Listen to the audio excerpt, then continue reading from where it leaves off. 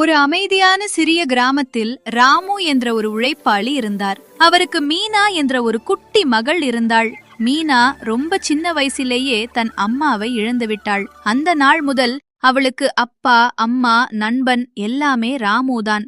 ஒவ்வொரு நாள் காலையிலும் ராமு வேலைக்கு போகும் முன் மீனாவுக்கு உணவு செய்து வைப்பார். அவள் தூங்கிக் கொண்டிருந்தால் மெதுவாக அவளின் தலையை தடவி, "நீ நல்லா படிச்சு பெரியவளா ஆகணும்" என்று மனதிற்குள் வாழ்த்திவிட்டு செல்வார். மாலை வீடு திரும்பும்போது எவ்வளவு களைப்பாக இருந்தாலும் மீனாவுடன் விளையாடுவார். அவள் சிரிப்பதை பார்த்தாலே ராமுவின் களைப்பு எல்லாம் மறைந்துவிடும்.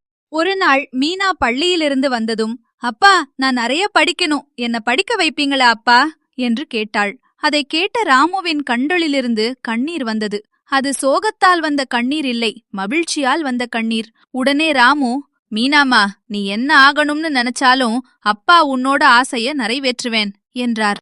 அந்த நாள் முதல் ராமு இன்னும் அதிகமாக உழைக்க ஆரம்பித்தார். பணம் குறைவாக இருந்தாலும் மீனாவுக்கு தேவையான புத்தகங்களை வாங்குவதிலும் பள்ளி கட்டணம் கட்டுவதிலும் அவர் எப்போதும் குறை வைத்ததே இல்லை.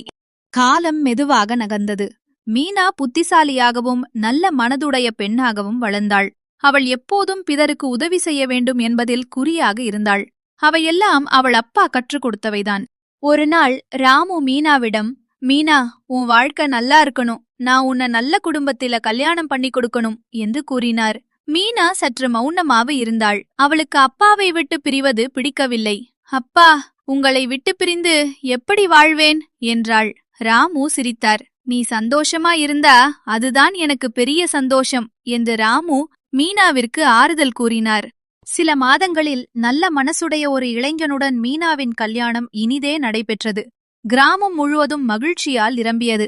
ஆனால் அந்த நாளில் மீனாவின் கண்களில் சந்தோஷத்தோடு சேர்ந்து கண்ணீரும் இருந்தது. அவள் அப்பாவை கட்டிப்பிடித்து, "என் மனம் எப்போதும் உங்கள் நினைவில்தான் இருக்கும் அப்பா" என்று கூறி ராமுவின் அன்பான கட்டளைக்கு கட்டுப்பட்டு கணவருடன் அங்கிருந்து புறப்பட்டாள். காலம் நகர்ந்தது.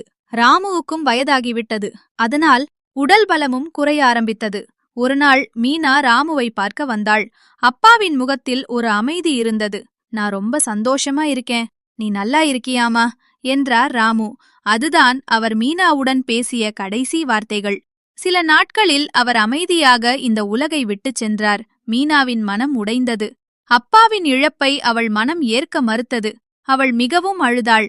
பின்னர் அவள், "அப்பா என்னை வலிமையானவளாக வளர்த்துள்ளார், நான் உடைந்து போகக்கூடாது" என்று எண்ணினாள். சில நாட்கள் கழித்து அவள் ராமுவை நினைத்து ஒரு கடிதம் எழுதினாள்.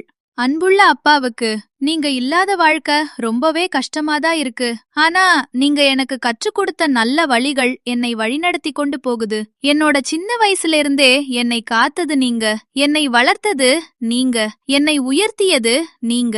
இப்போ நான் மற்றவர்களுக்கு உதவி செய்யும் போது அது நீங்க என் கூடவே இருக்கிற மாதிரி தோணுது. நான் சிரிக்கும் ஒவ்வொரு நேரத்திலும் நீங்க என்னோட அருகில் இருக்கிற மாதிரி தான் உணர்கிறேன். நன்றி அப்பா, நீங்க என் வாழ்க்கையின் ஹீரோ.